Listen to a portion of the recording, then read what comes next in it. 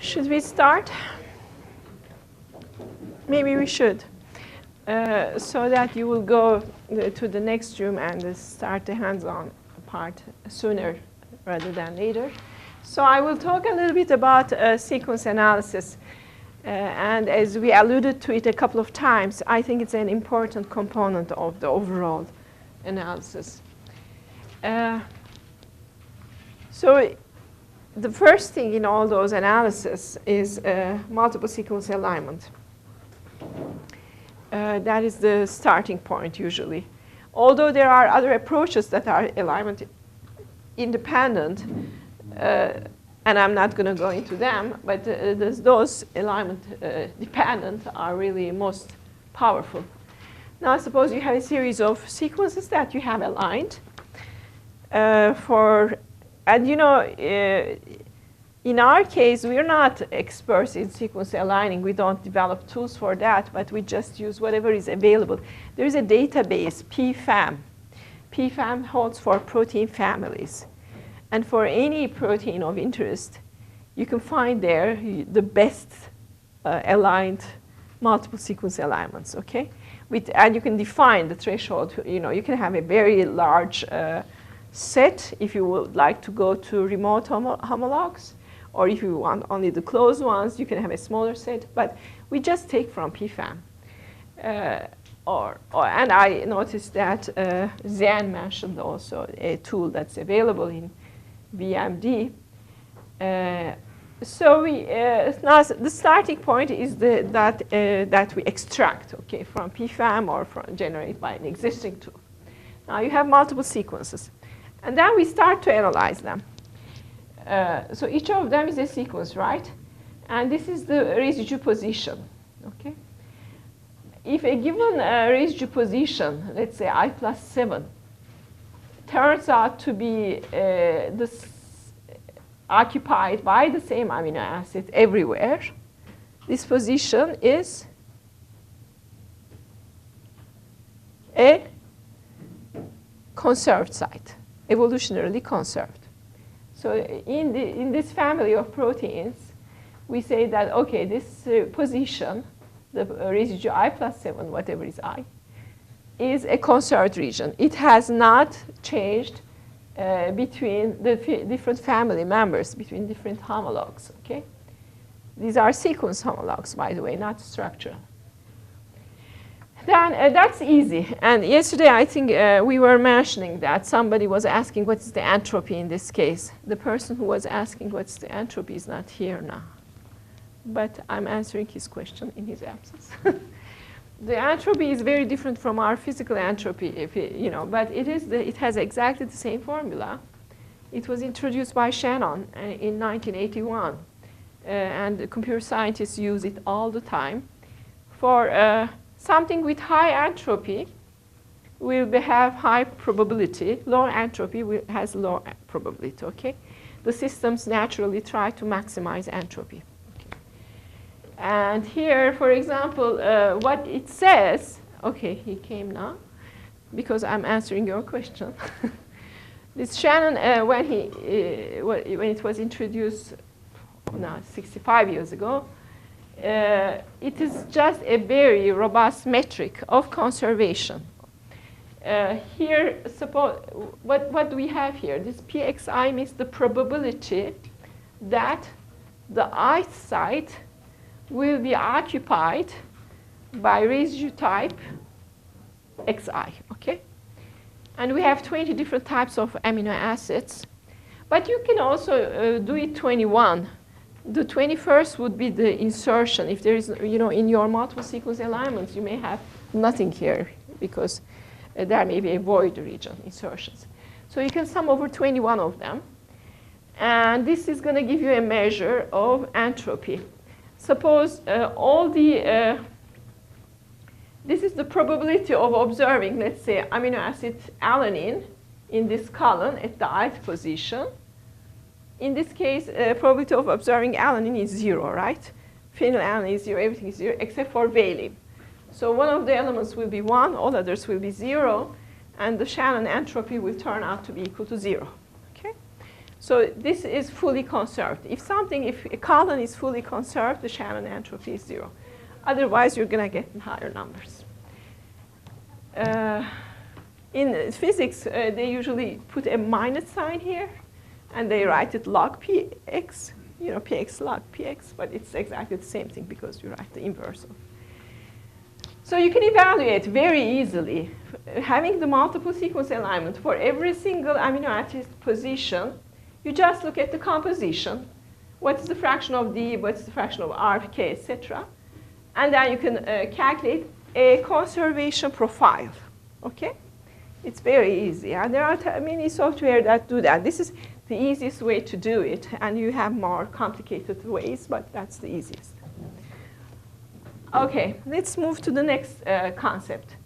Here, some of you may notice something here between the position I and I plus 5. What is it? If I have an arginine here, I have a glutamate. Now, suppose in the next sequence, this became a glutamate. And now this became a lysine. What does it mean? This was positive and negative. Now it became negative and positive. And now it's positive and negative, etc. So what type of inference can you make based on that? They seem to be correlated, right? First of all, they are correlated. We call it, they are co-evolving or co-varying, okay? This is covariance. And you can say also they show some sort of correlated mutation. Okay?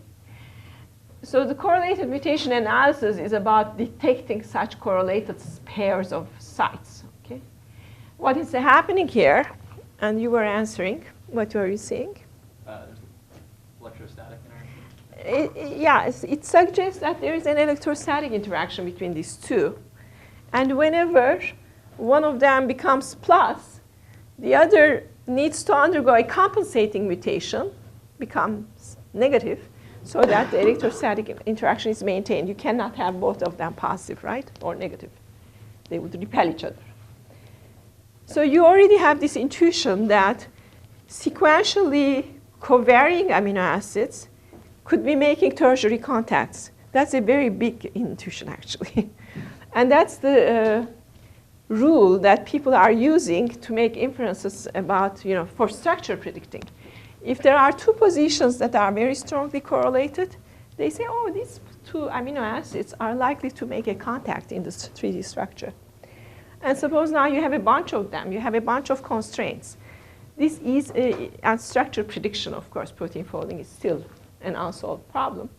But using this type of data, now, the lab of, for example, Chris Sander made a lot of progress in determining the structures of membrane proteins. You remember I mentioned membrane proteins are hard to determine? And guess what? You just analyze the sequences. And you just identify from sequences some constraints, saying, oh, this pair is really seems to be co-varying, and it's likely to make a contact.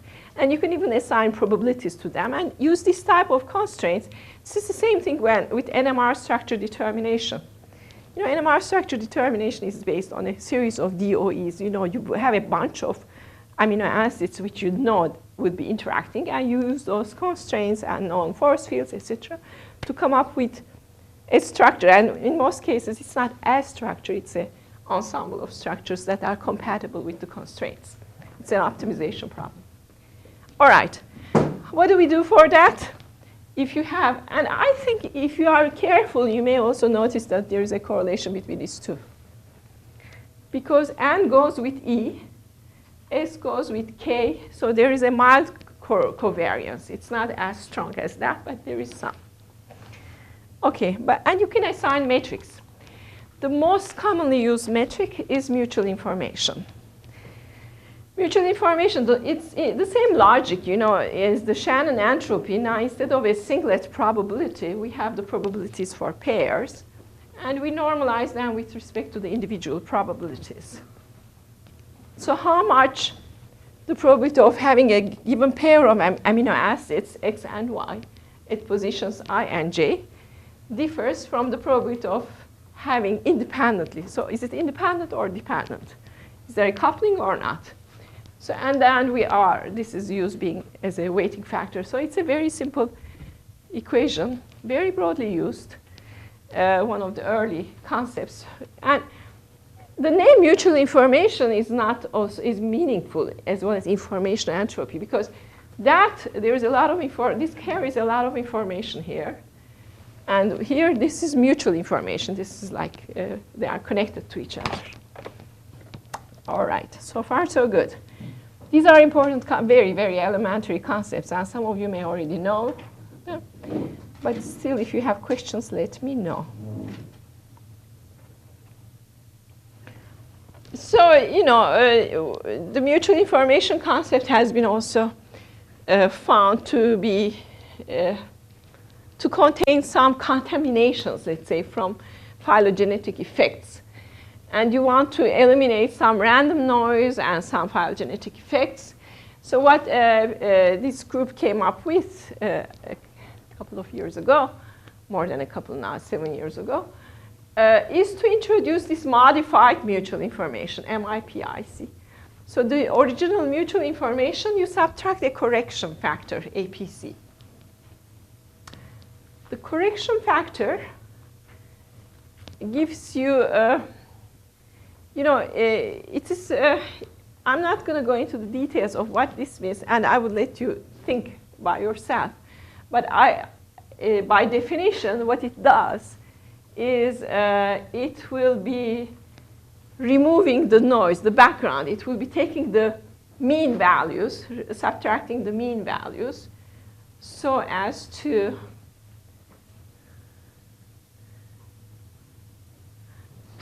have the signals sharpened. So there is a corrected, but for the timing, what you would like to know, let's say, is there is a corrected expression for the mutual information too.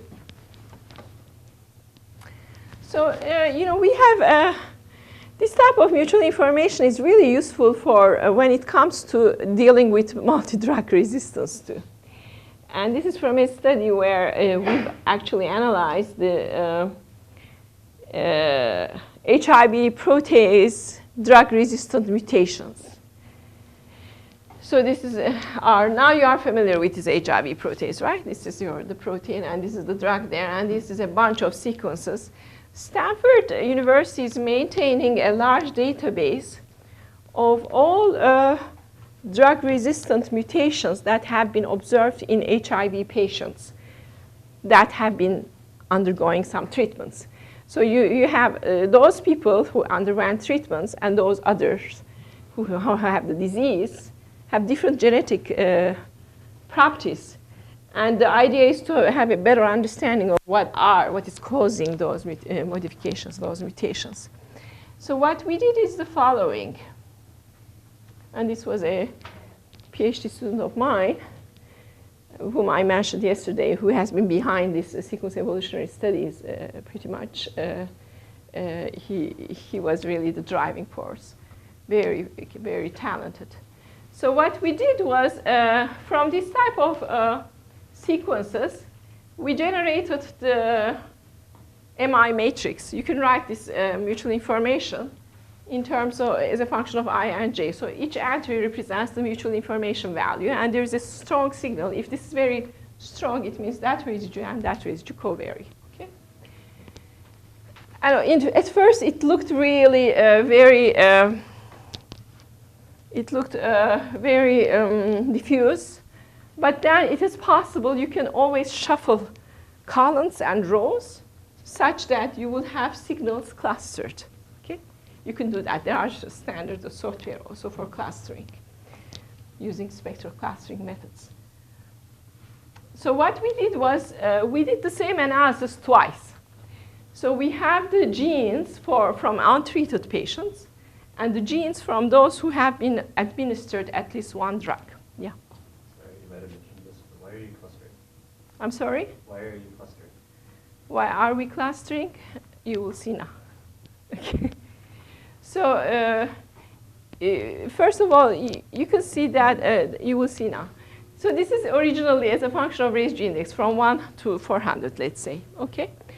but then we would like to see which residue, individual residues show similar behavior.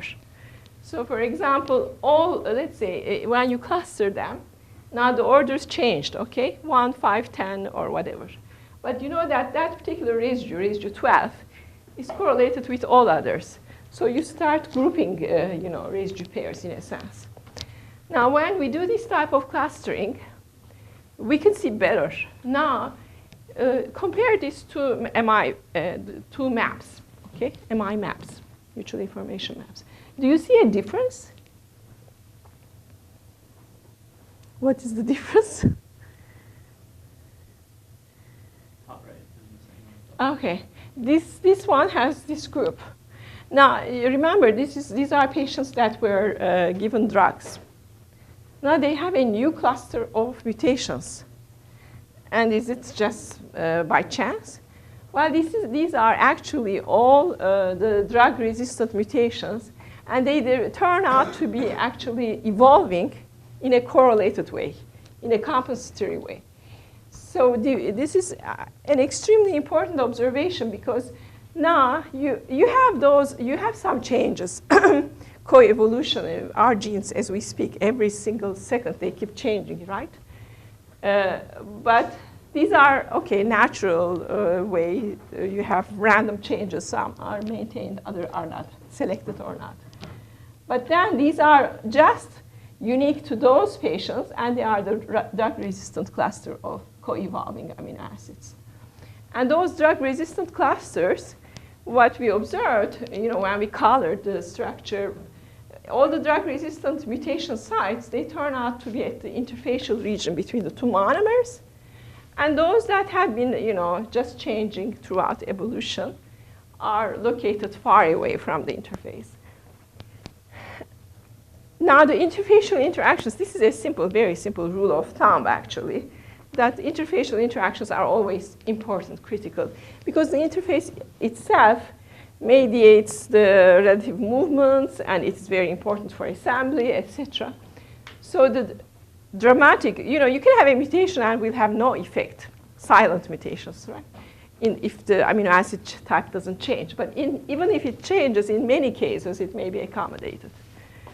But in this case, these regions turn out to be effectively interfering with the activity of the drug.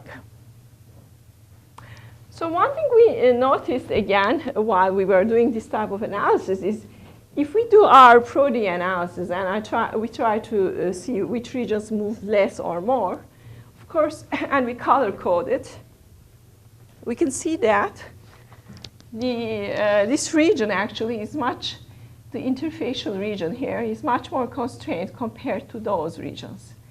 So then we thought, could it be that the drug-resistant mutations are usually located at regions that are more constrained?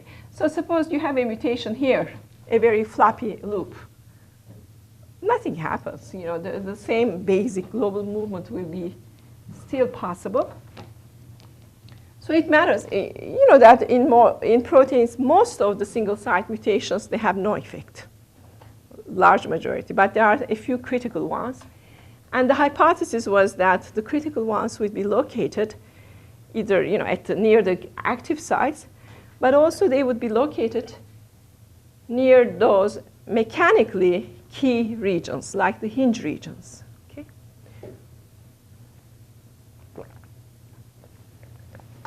Okay.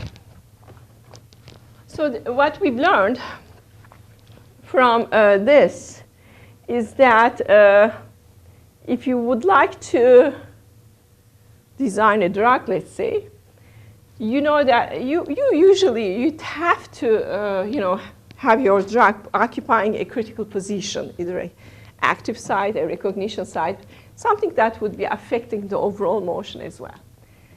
However, at the same time, you may have a mutation exactly at the same site, which will be interfering with the activity of the function. And those mutations are critical. Those are the mutations that show drug resistance.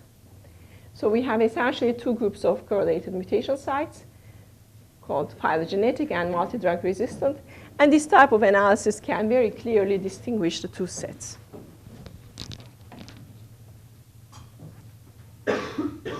Then this brought us, there are many questions that are being asked. You will see that usually evolutionary studies, they focus on stability.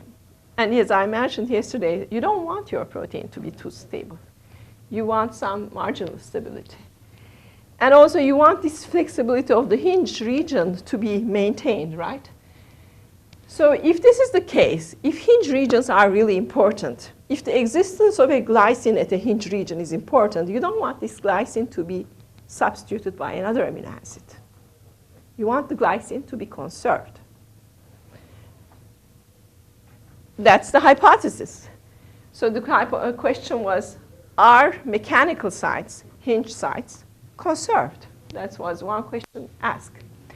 The other question is, can we see any correlation between sequence covariation and structural correlations? Remember, we showed yesterday those maps, right? When this part moves, that one also moves, etc. But now we know that if this sequence amino acid changes, its amino acid type, that one also changes. So are sequence correlations and structural correlations coupled?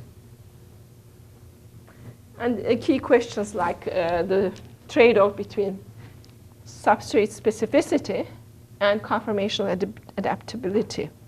Sometimes, if you are really too flexible, you're not specific enough. So there should be a right balance. So this is from a study where we have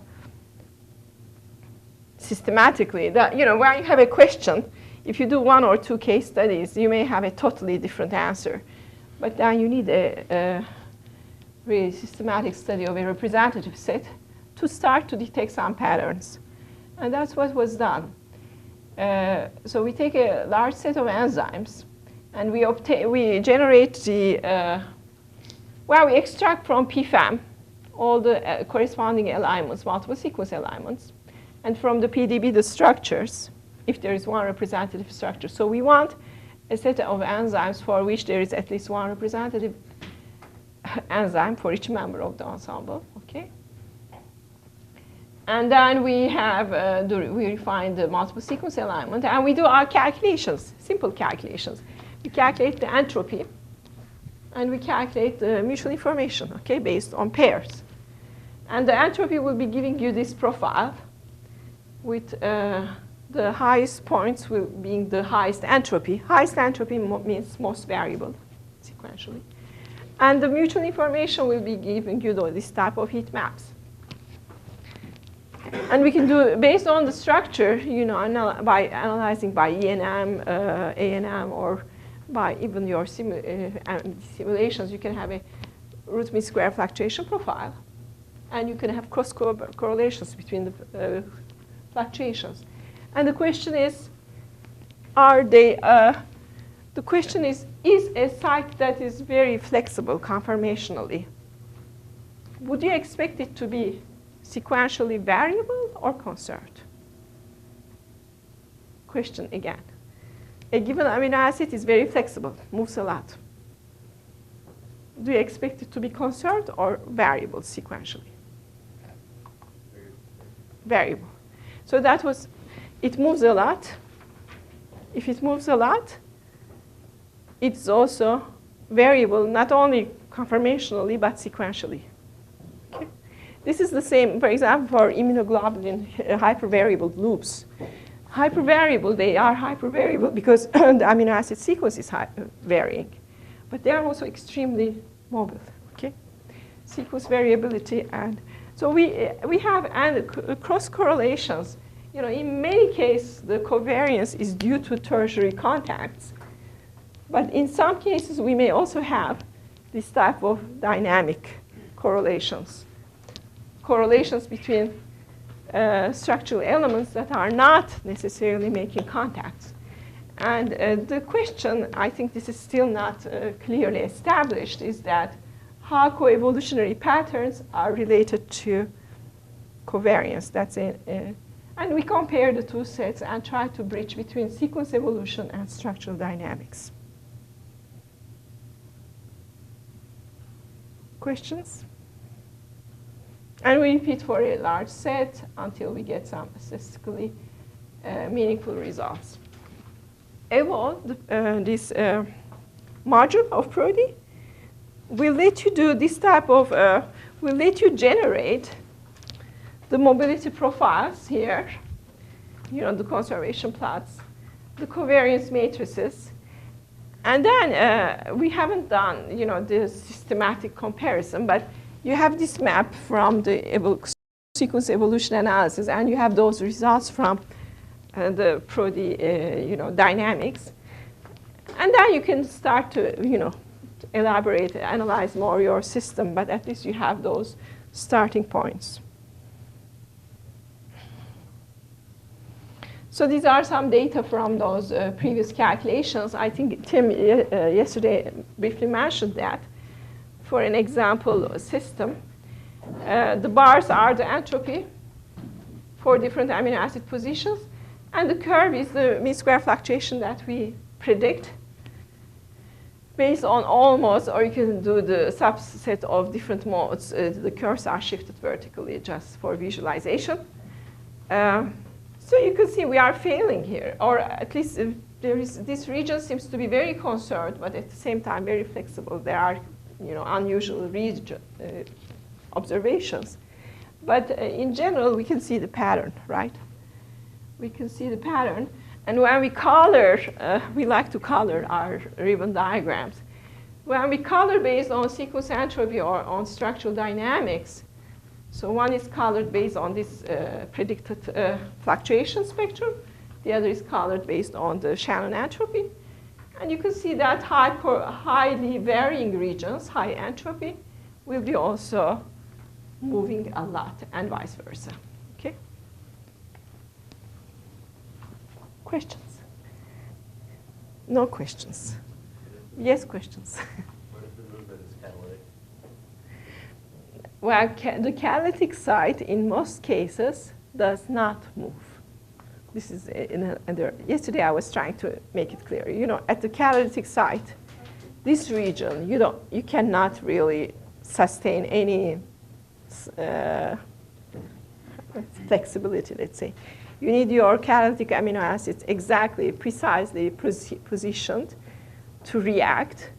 The electronic distribution should be. And then in that vicinity, this is like the region that is fixed with respect to all others. Okay? So the catalytic site is fixed in space, and it is conserved. So the two things together. Okay? Something that moves a lot can sustain variations in sequence. Something that's very tightly packed, very tightly, precisely positioned is conserved. All right? Okay.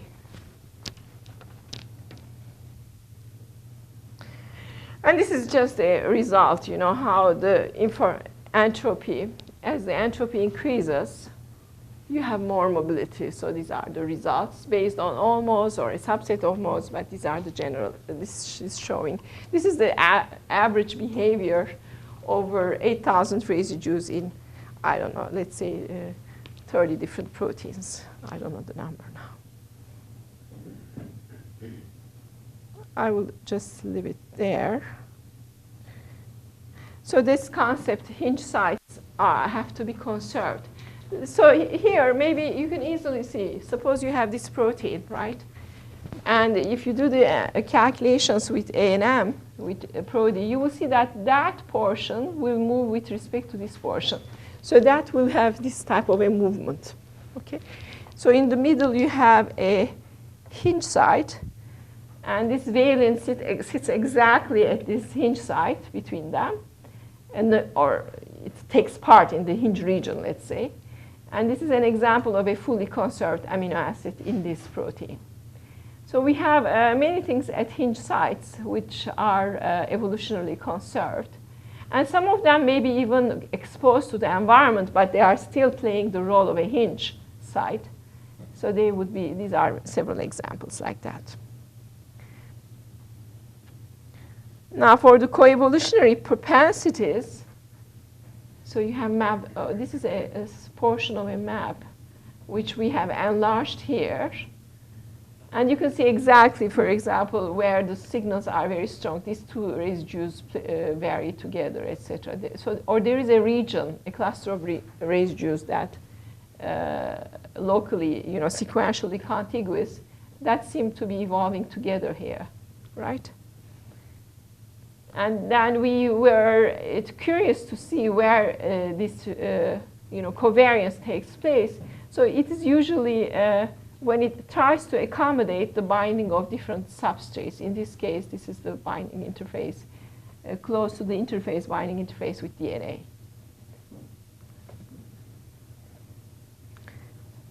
This is another example for a protein catepsin.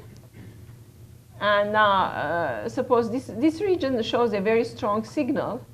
And this is the same region where you do the mean square fluctuations actually is highly variable. So we see correlations between mobility. Oh, it shows what is happening at this red region. So there are several examples, but the conclusions are here. What is, we have 4 types of functional sites. I think that's very important to keep these things in mind conceptually, especially for when you try to design proteins or drugs.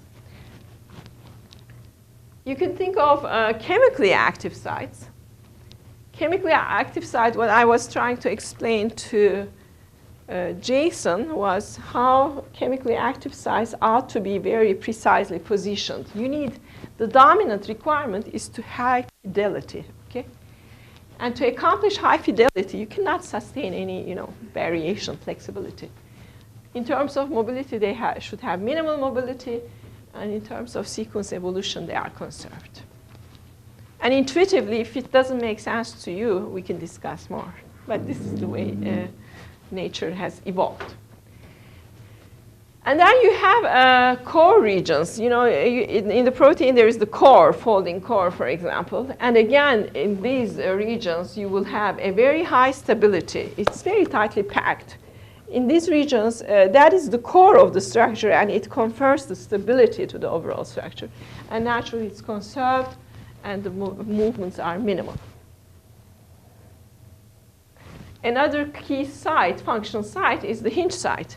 The hinge site, it might be counterintuitive. A hinge site, you may think it's flexible, okay? It is flexible, but it's not mobile. Do you see the difference in between? So, for example, in my hand, this region is not mobile. It's fixed in space, but it's flexible. It allows for this type of. So they are, the mobility will be minimal. It is conserved.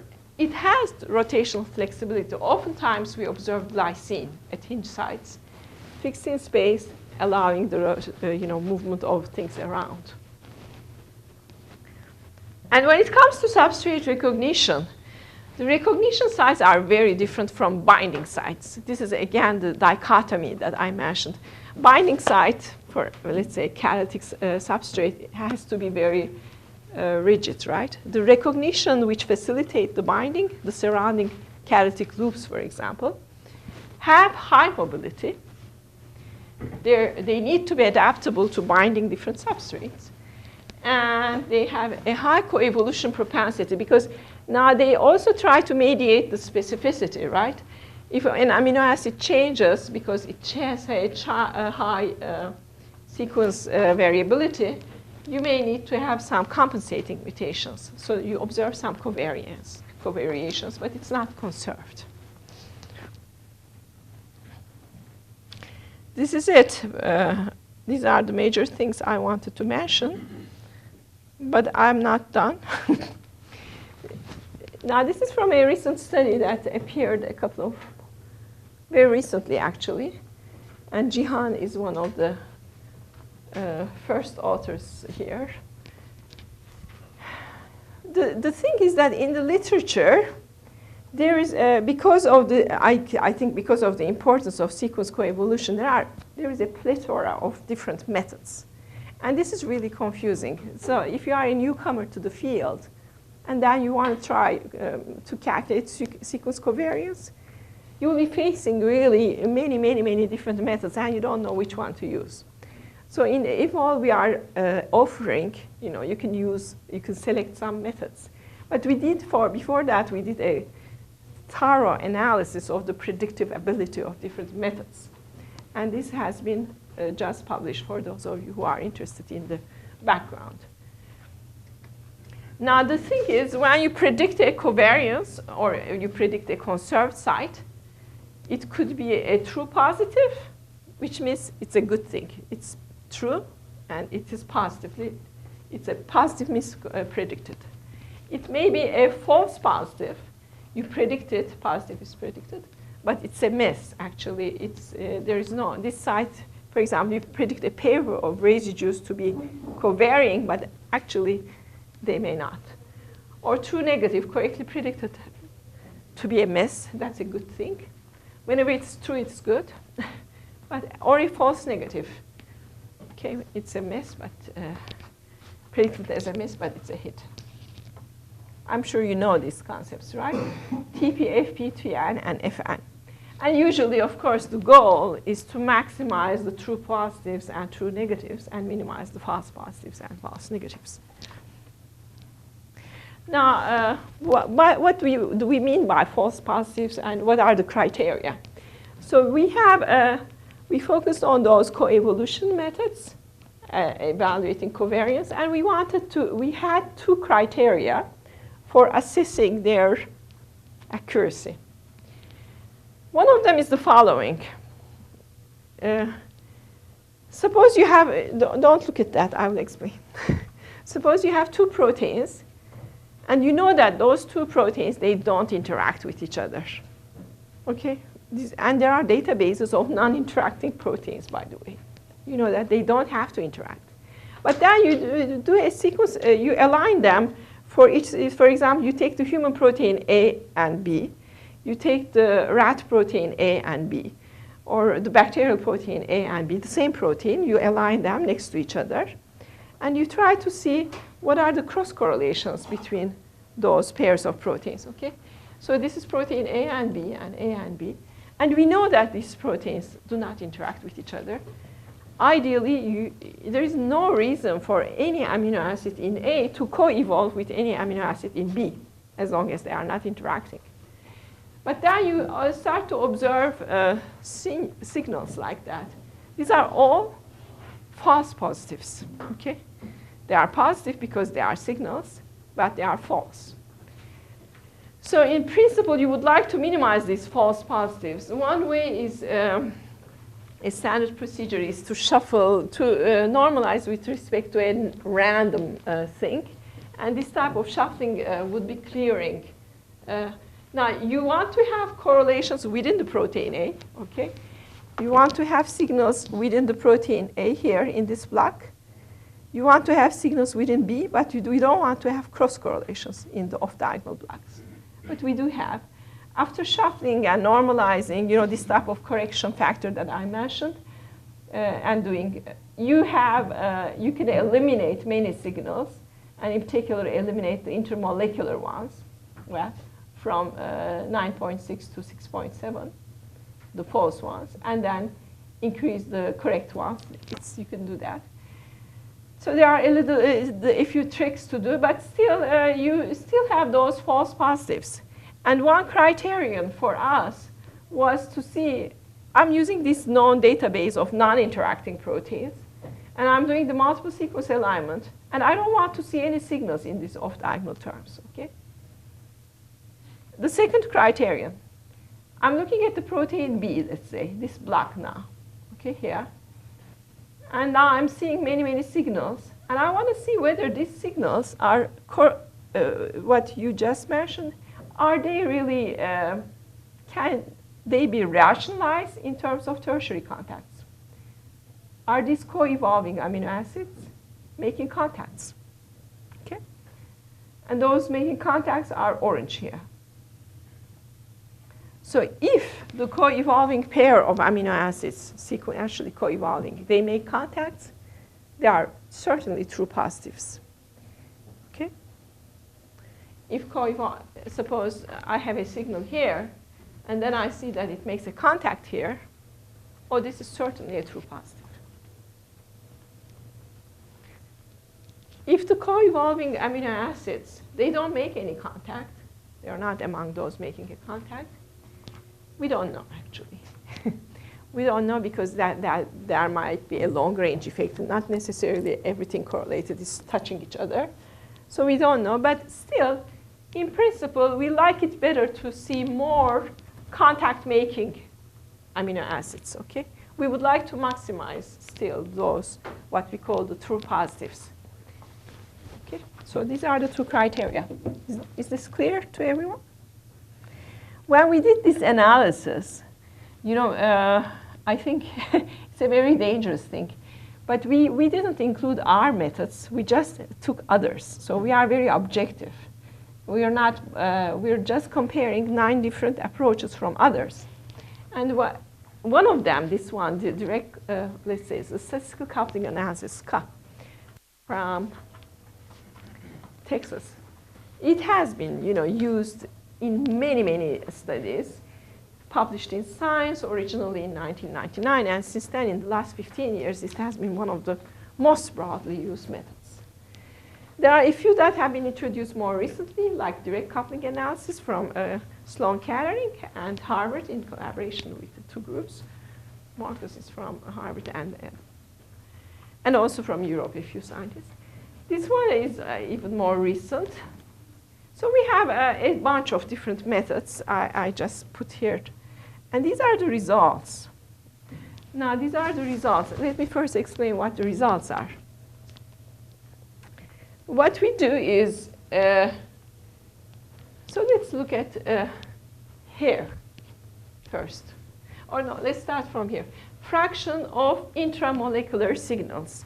Remember, we said in this case, we want, this is intramolecular, and these are intermolecular. We want intramolecular signals to be maximized for non-interacting protein, and we don't want any intermolecular. So the fraction of intramolecular signals are like 100%. It's real, this one is really good, and or 90%, and they start to decay when we take more and more signals. You know, in our map, we have the top ranking, the strongest signals, and then it gradually we have less and less. So we go up to the top 20%, and we look at the fraction of intermolecular signals. And among them, it turns out that this SCA that has been very broadly used is not doing a good job compared to more recent ones like Psychov. And this is also the ability to predict tertiary contacts. The ability to predict tertiary contacts, look at SCA again. I'm sure if he or a group member were the reviewers of our paper, they would be very tough. Maybe they were, I don't know. But but DI, which is the group from Sloan Kettering, is really doing very well in predicting the tertiary contacts. So that is, now in EVOL, you will have the possibility of using these different. What my recommendation would be to be very conservative, to look at the top signals, because even among those top signals, you can have many false positives, right? And I will conclude here with a few statements. In general, proteins are designed to favor functional changes in their structure, and pre-existing soft modes of motion facilitate substrate binding. Conserved residues play a role in maintaining the mechanics, the allosteric dynamics, or vice versa. Those critical residues for maintaining the mechanics, like the hinge residues, ought to be conserved. And then at the recognition sites, there is a conformational flexibility. These correlated mutations at the recognition site enable substrate specificity and conformational adaptability. And this, of course, the modeling of protein dynamics is essential for assessing target drugability. My last slide. This is my vision. Now, you can go from very small molecules to big systems, machines, right? This is consisting of a few residues, or you have not hundreds of thousands, 10,000 of residues, many proteins. We could add here the NPC, nuclear pore complex, that Tim yesterday defined, which has 400 proteins. Or viral capsids are bigger. The thing is, and this is to, if you are here at this level, it's all about chemistry, specificity, when you go there. And when you look at the other extreme, as you go in this direction, you have gradually more and more mechanics that come into play. You have the machinery here. Here you have the chemistry. And you don't know exactly, at which stage, the machinery becomes more important than the chemistry. And it's good to take account of both chemistry and mechanics. But I think we will more and more need to understand the machinery of large complexes. And this means that you don't need to think of all the details, atomic details, but the overall architecture, the movements of the domains, overall subunits. These are going to be increasingly more important, to my view, as we move to the higher scales, at cellular scales. Of course, you can always learn from more localized events and incorporate them with the help of some parameters. But the machinery is essentially the most functional, important thing, which you can predict by coarse-grained models. That's a good thing. I think I'm done. No more discussion. I will leave it here, and I will just encourage you to ask me a few questions, unless you would like to immediately start. Yes? I want to understand more about the shuffling you mentioned in one of the slides to remove the false positives. Yeah. What does that entail? I don't know whether that involves modifying if there is a scoring matrix or something of that sort used, try to optimize, because the algorithm itself doesn't change, right? You change. This is a computational trick. It's not physically motivated. Now, if there are some residues that tend to show strong signals no matter what because of the evolutionary, trends. Now, if for example, residue, if I keep changing the columns, okay, I shuffle the columns. Now, normally, if originally there is a signal because it was making a contact, now by shuffling I'm interfering with that. Now I'm generating a new heat map, and in this is like my reference state, the shuffled one, and I'm normalizing the original heat map with respect to this reference state. That's the whole idea. This is a trick that's very broadly used, actually, in computer science. It's kind of randomizing everything, but still in the random you have some signals, and you would like all your signals to be strong with respect to this random. Yeah, I think, unfortunately, many things, unless you do it yourself, you won't be convinced. But this is, I'm sharing our experience and what many people, of course, are doing, not us.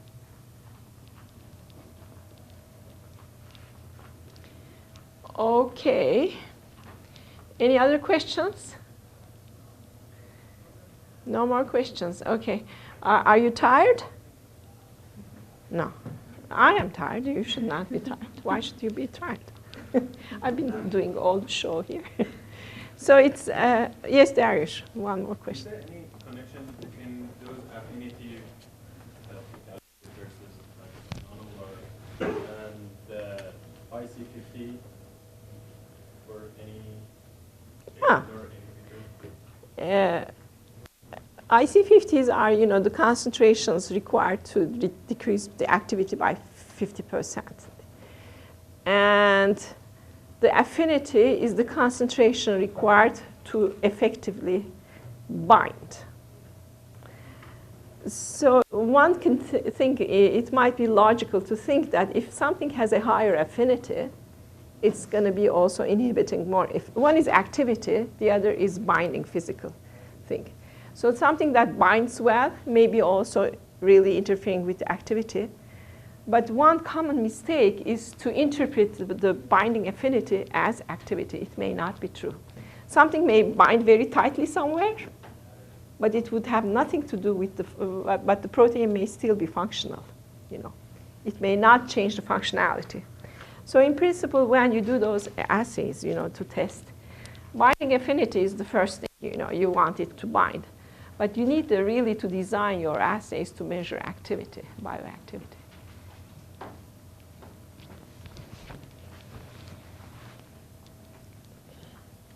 All right, I think we are ready to go to the next room.